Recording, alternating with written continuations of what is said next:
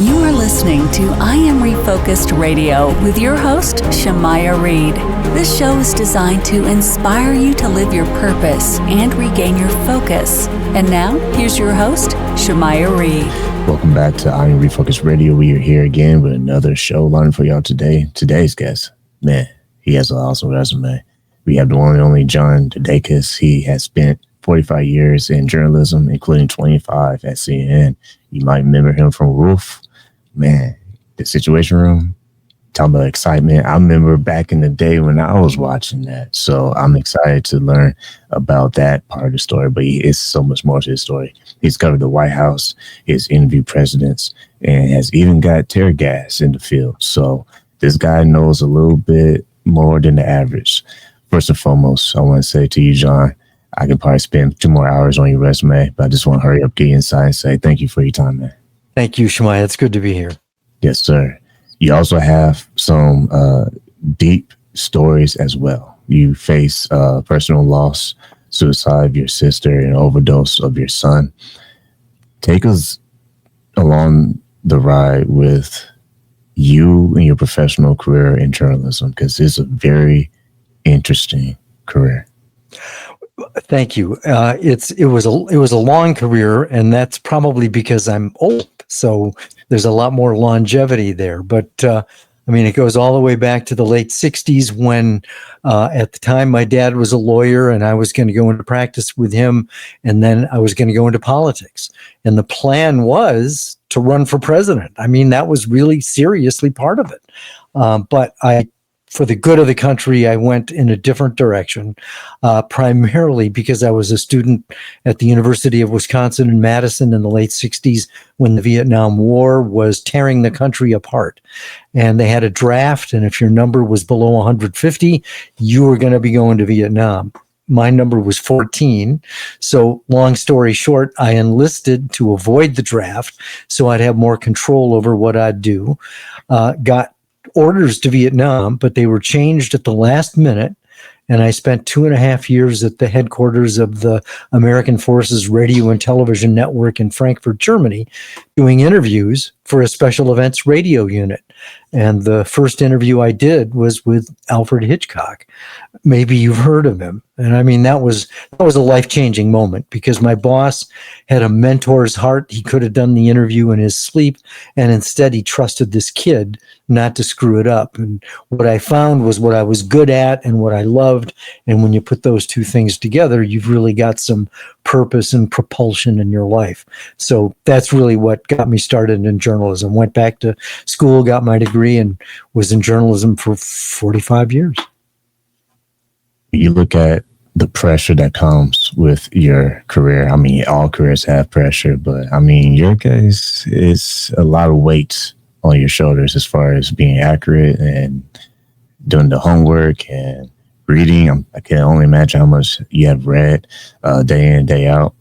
Kind of walk the crowd through what it kind of looked like on a typical day when you had to prepare for what you did daily.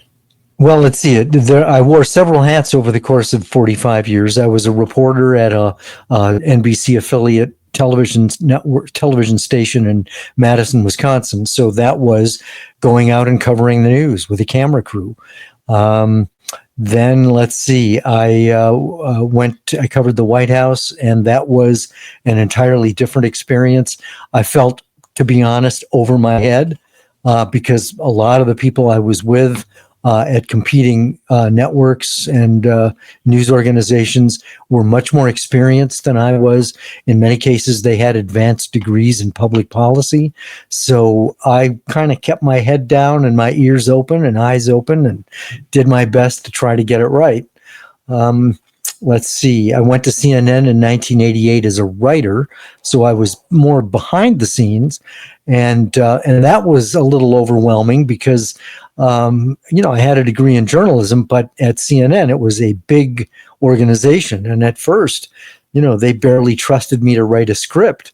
And then all of a sudden they made me an editor within the first year I got there.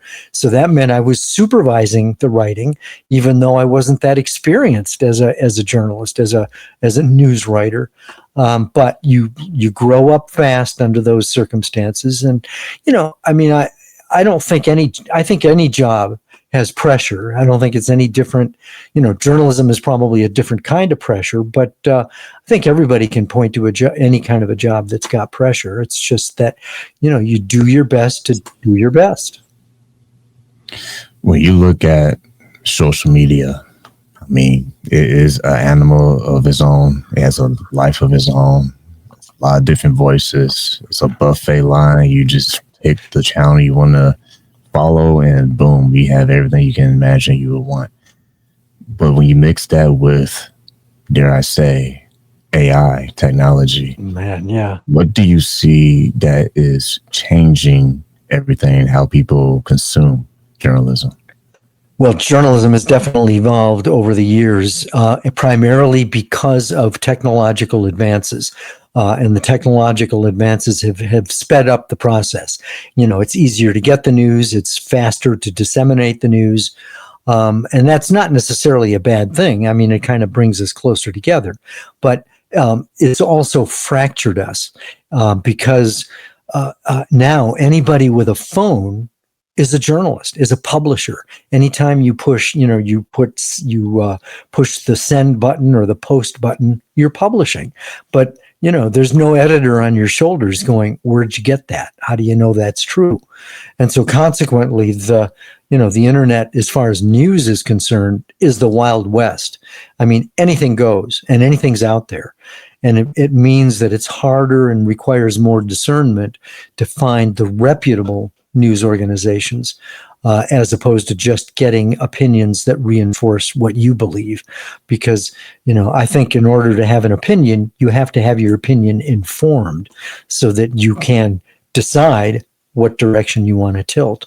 And then now you mention AI, and I think that's still a work in progress, and we don't have, I think there's a lot we don't know about it. I think the biggest danger with AI is the deep fakes, the ability to come up with video and audio that really makes it look authentic, and it's not. And it can give a false impression before there's even a chance to really correct the record. So, and yet on the other hand, AI is great as a research tool, an organizational tool. It can write summaries and organize things. But, whether it's the internet or AI, they are morally neutral in and of themselves. It's what we do with them that makes it either a problem or something that can be really helpful.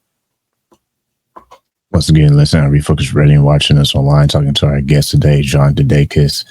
My next question is, I mentioned earlier about some of the challenges that you face, and we all have them, but these were personal. When it comes to family and understanding the impact that rough chapters can play in your life, what have you learned to appreciate going through those challenges? Well, and you mentioned them. My sister's suicide in 1980 when I was on the scene that day, and my son's fatal heroin overdose in 2011. And it obviously it's terrible, and I'm not immune. I mean, I'm not the only person who's experienced something like this. Everyone has experienced some kind of pain or loss, and it's not just the loss of a loved one. It can be the loss of a pet, a job, a friendship, your innocence, your health.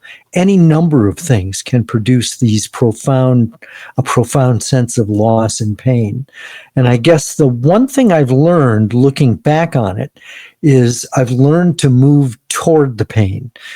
Our society tries to anesthetize it, to numb ourselves to the pain.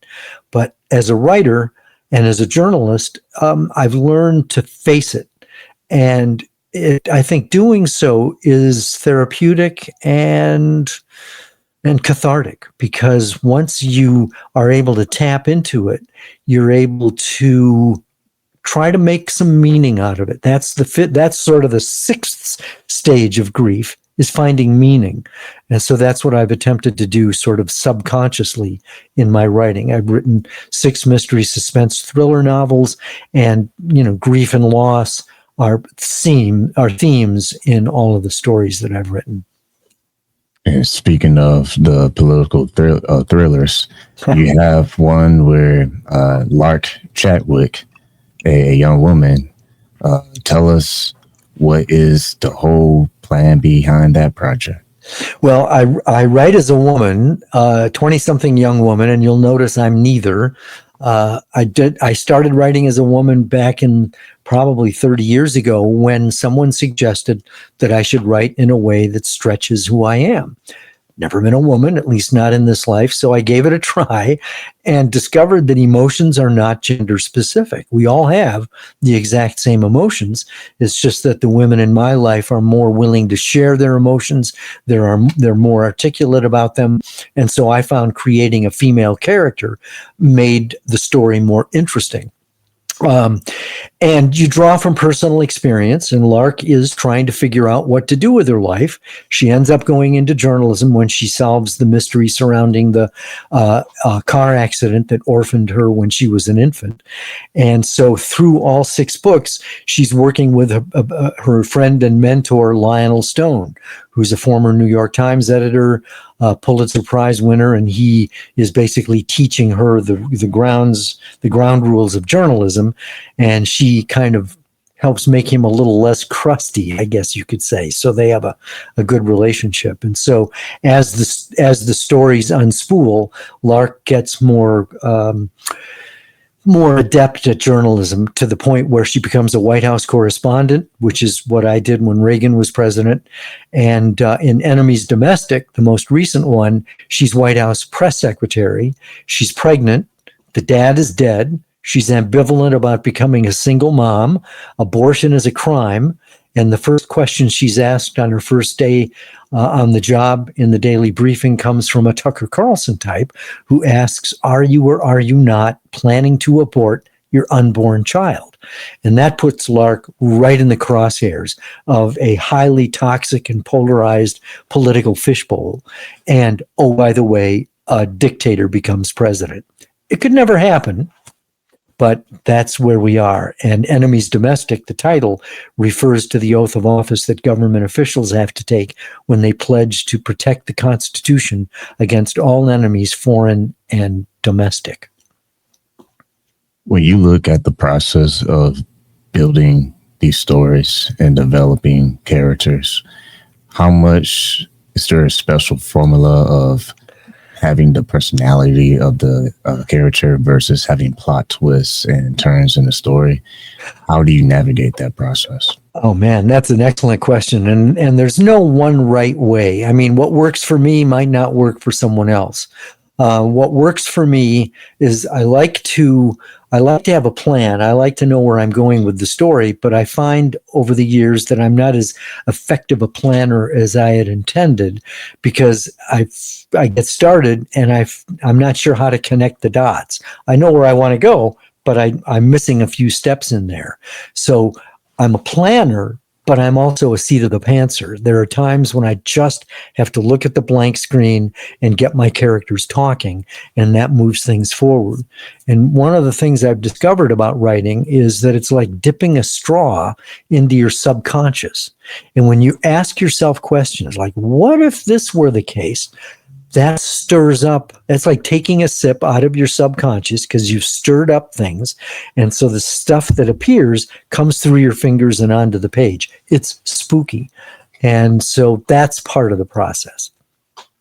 Those who are listening and watching us right now, they're probably like, when you look at someone like yourself, who had an amazing career and you're still doing great things to this day, what do you believe anchors you or had anchored you throughout time as you progressed in your career? I mean, covering the White House, working with Wolf Blitz, that is not something that easily comes. That's something that you meet the moment and you rise to the occasion. What have you learned about yourself as you grew in your career? I like that question. It's a very important question. I was very fortunate. I had parents who loved each other. They were together for 53 years. I knew they loved me. And I think that again, I look back on my life and I realize I was born on second base at a time when a lot of people didn't have the right to even suit up, much less play the game. So part of it, as I came from privilege, my parents were middle class, but still, there were solid values. They were, I was raised in the Episcopal Church, which I think is another blessing because, the liturgy is, what you say in church is very much scripture oriented, but the church is not top-down, bureaucratic, guilt-ridden. It's fine to have questions and doubts about your faith. And so I grew up allowed to ask questions and allowed to try to figure it out for myself, what was right, what was wrong, how to live. Had a conversion experience when I was about 19 or 20. So I was an evangelical Christian for a long time, and that brought a lot of stability to my life. I have to say, after my son died, I reevaluated everything again, because it's okay to ask questions. And I'm a little less doctrinaire now, you could say. And so I would still consider myself to be a Christian, but probably, and an Episcopalian to a certain extent, but I kind of like the Eastern thought as well. So I would say if you really want to pin me down, I'm a Buddha-palian.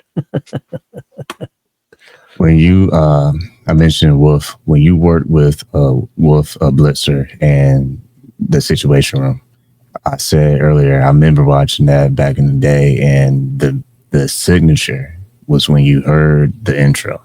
Yeah. And it's like, what's breaking news? Happening now. Yeah. And that was it's still on the air, and that's the philosophy of the show. They handle, I left in 2013, so I've been gone for a while, but the basic philosophy is they cover geopolitics, wars, presidential elections, the big stuff. And the whole idea is to make it as up to date and current as possible. That means that, there may be a plan for how the show is going to unfold, but the understanding is, it's going to blow up and change during the show.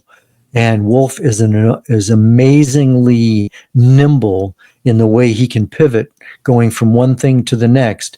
And even if he's going in a direction that he's not well versed in, although he's a very smart guy, he just follows his curiosity as a journalist to find out who, where, what, when, why, how, the basic journalism questions to get the story. He's a journalist's journalist, and it's a dying breed, unfortunately. When you think about the qualities that makes a good journalist based on what you've been able to experience in your professional career, I think two things. One thing is curiosity. You really have to wonder why. You want to be careful about becoming doctrinaire. I use that term again because, it's okay to have opinions, but you need to be open to the possibility that the facts might alter those opinions. The other thing is to be fair. Again, you can have opinions, but your job is to inform, not persuade. And that means that it's certainly important to get one side of the story, but it's especially important to get the side that you don't necessarily agree with, and to be as fair as possible so that they have their opportunity to present their best argument.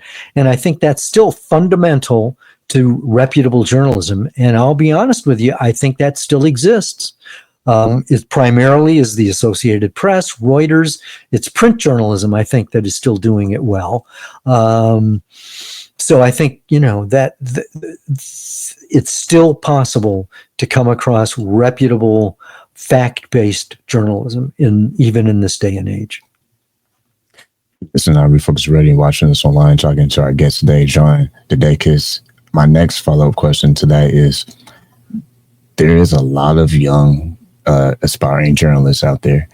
When you look at the core that keeps the work fair and accurate, what will be your words of wisdom to the next generation of journalists? The flippant answer is run away, but don't, because we need you now more than ever. We need you to be independent minded. It's entirely possible that your parents were, pushing you in a certain direction, and that's fine. I mean, parents love their kids, but you are your own person, and if you're drawn to journalism, then don't be afraid to go against the grain. Don't be afraid to stand up to power, including your parents. You don't have to, you can say what you mean without being mean when you say it. And so following your curiosity, being fair, and getting good at writing fast and succinctly, I think, is another skill set that you really need to cultivate. So I think if you do that and have that kind of drive and be, careful, accurate, fair, curious, you're going to be fine. When you put on your editor's hat and coach hat, what do you believe is the number one mistake you see in writers today when it comes to writing? Well, I mean, you're kind of speaking to my writing coach and manuscript editing hat now, and there are a lot of problems I see. Probably one of the biggest ones is that someone, and this I think is it's only natural when a person has never written a novel before. They've got this great idea, and they sit down and they write white hot for about 50 pages. And then they stop because they realize they haven't thought it through, and they give up and they quit because it's overwhelming. They realize there's more going on there. The other thing that happens is that when they do tell a story, they're telling the story as opposed to showing the story. The best way to show a story is to have characters talking to each other. It's really not much different than watching a TV show or a movie. People are talking, and that is the way the story comes alive. There's a tendency to throw backstory in. Some people get the story started, the people are talking and you've written an intriguing character, but then all of a sudden you feel this burning desire to go back 25 years and put the story into context. And it's too soon for that. You can sprinkle that information throughout the story as opposed to, taking the reader out of the moment in order to give them context that they don't necessarily need right away. So those are a couple of things. And they probably did ask for it. Yeah. When you look at the possibilities with technology, we kind of touched on that a little bit earlier, but nowadays you now have your laptop, you have ChatGPT, which I have the paid version, and there's a lot of ways you can navigate this world now that at once upon a time it was even thought of. What excites you about the possibilities of journalism in the future versus what it used to be like in the past? I'm not sure I'm excited about journalism in the future. I think that we are in a dark place. We have a president, and I'm not being partisan when I say this. We have a president who lies reflexively all the time, every time he opens his mouth. And that has given permission to a lot of other people, mostly his cabinet and supporters, to be the same way. And so I think that journalism has its work cut out for it to be able to fact check, to be able to put things in perspective, to be willing to ask the questions that need to be asked, and not just to, adopt the company line because Trump says so. So I think journalism has a long way to go before it gets turned around, because there are so many people out there who are influencers with hundreds of thousands of followers and absolutely no editorial oversight. So journalism's in the balance, especially because it's also under attack. You've got the administration suing, for instance, the Wall Street Journal for $10 billion because they reported that Trump signed a lewd birthday card to Jeffrey Epstein, and Trump denied it. And now it's out there. He's still denying it. He's still saying that's not his signature, blah, blah, blah. But, the jury's still out.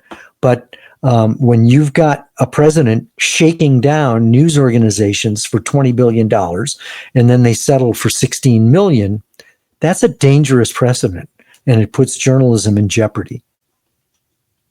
Again, listen to Refocused Radio and watching us online, talking to our guest today, John Dedakis. Man, I can't believe it went so fast. I know. Before we close out, if you had a message for young people, I always believe and give my guests this opportunity, what will you want to say to them? Don't be afraid. Don't be afraid of what people think. Don't be afraid of making mistakes. Be cautious, count the cost, but do your best to move forward in spite of the fear, because fear is a normal reaction and a normal emotion. But the opposite of courage is cowardice. That means knowing what you should do and freezing. Courage is fear in action. It's going forward anyway, in spite of how you feel. And the byproduct is confidence. So my suggestion is do stuff that frightens you a little bit. Well, like always, I want to say to you, thank you for your time. Thank you, Shemaiah. It was great. It went fast.